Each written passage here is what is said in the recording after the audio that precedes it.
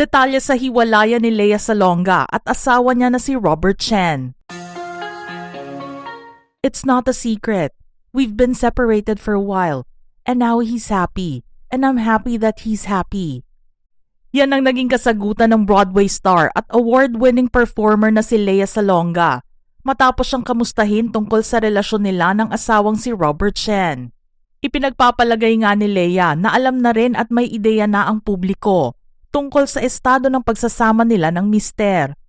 Pero marami ang nagulat sa revelasyong ito noong isang araw lamang.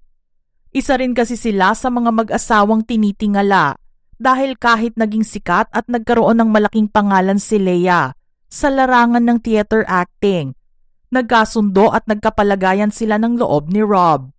Naungkat ang tungkol dito nang matanong si Lea kung paano siya nagpapakita ng suporta sa pag-transition ng kanyang anak na si Nick bilang isang babae at ngayon nga ay isa ng trans man. Ani Lea, if your love will stop when your child comes out to you about their sexuality, don't have children. Gayunpaman, bagamat abala sila ng kanyang anak na lalaki, ang kanyang dating asawa at ang kanyang kapareha ay nagagawang maging available kapag kailangang alagaan si Nick kapag ito ay may sakit. Dagdag pa niya, kids are wonderful. We're both so busy but thankfully, the dad and dad's partner are the ones like, pag may sipon ka, I will send you food. I will make sure that you're well. Sa panayam din na yon nalaman na may iba na rin palang kasama sa buhay si Rob.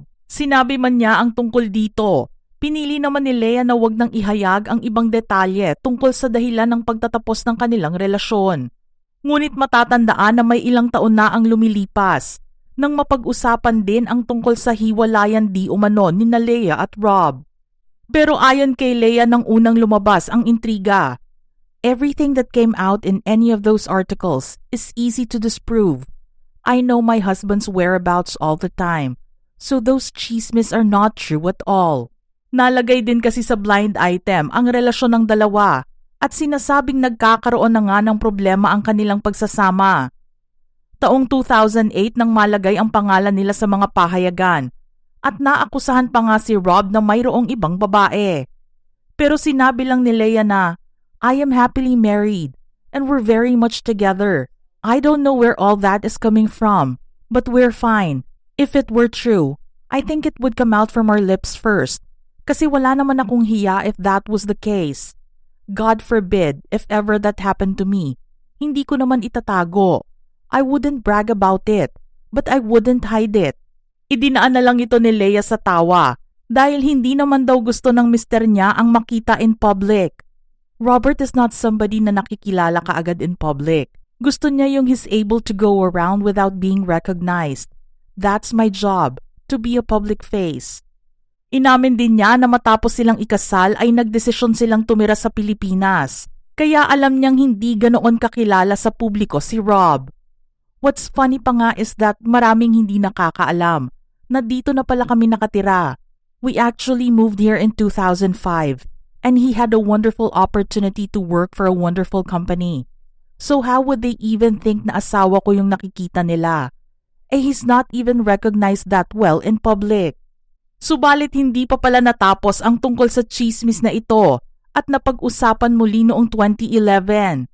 Nang magkaroon ng pagkakataon si Lea na linawin ang tungkol dito, sinabi niya na, we are fine, and the one thing I can say about my husband is how he is incredibly supportive of me. He understands why I go away.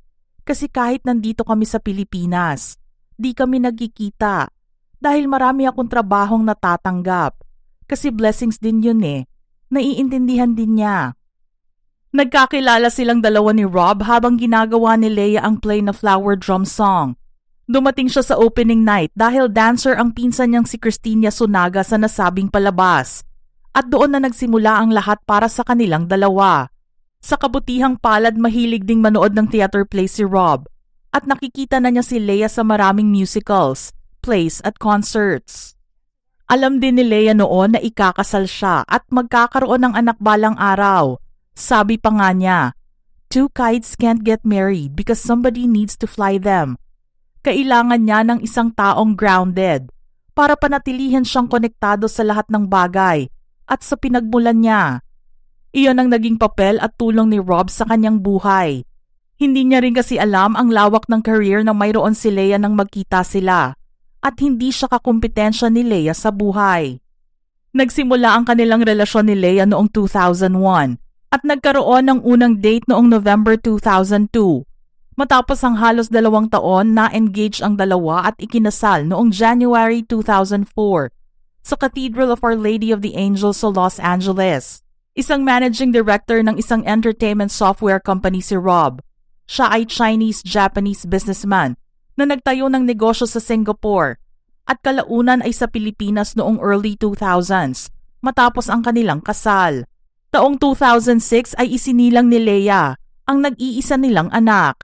Si Nick, na unang nakilala at isinilang bilang si Nicole, ay kinilala ang kanyang sarili bilang isang trans-masculine sa edad na 14 pa lamang. Nagsimula naman siyang kumuha ng testosterone noong January 2025. Aniya, I am still figuring it out. It took a while, a lot of crying, a lot of, you gotta tell me how you feel, and a lot of, I don't know what I'm feeling. Pero ang kanyang pamilya, kasama na rin ang kanyang ama, ay very accepting sa bago niyang identity, kaya hindi rin siya natakot na sabihin ang bagay na ito sa kanila. Taong 2023 nang lumahok si Nick sa 40th Annual English-Speaking Union's National Shakespeare Competition at naging representative ng ESU New York City branch at naghatid ng rendition ng Prince Hal from Henry IV at Sonnet 130. Ginawa ito sa Lincoln Center sa New York City. Pumangatlo naman siya sa nasabing kompetisyon. Sinusundan naman niya ngayon ang mga yapak ng kanyang ina bilang isang theater artist na nag-debut noong 2017 bilang si Alice sa Matilda the Musical. Nang maglaon ay lumitaw siya kasama ni Leia sa Philippine staging ng Into the Woods. Ngayon naman ay nakatakdang gampanan ni Nick ang karakter bilang si Moritz sa The Sandbox Collective's adaptation ng Tony Award-winning musical na Spring Awakening. Nagbabalik naman si Leia Salonga sa Philippine theater stage bilang si Madame Thénardier sa Les Miserables World Tour Spectacular. Ang produksyon ng GMG ay ginaganap at tumatakbo ngayon sa The Theater at Soler at minamarkahan nito ang ikatlong papel ng Filipino theater icon sa Les Miserables musical. Kasunod ng kanyang mga naging papel bilang si Eponine at si Fantine sa loob ng mahigit 30 taon. Kasama rin dito ang Filipino talents na sina Red Concepcion bilang si Monsieur Thénardier, Emily Bautista bilang si Eponine, at Rachel Ango bilang si Fantine. Mga ka-showbiz peeps, ano naman ang inyong reaksyon sa ating istorya ngayon? Share your thoughts in the comments section below.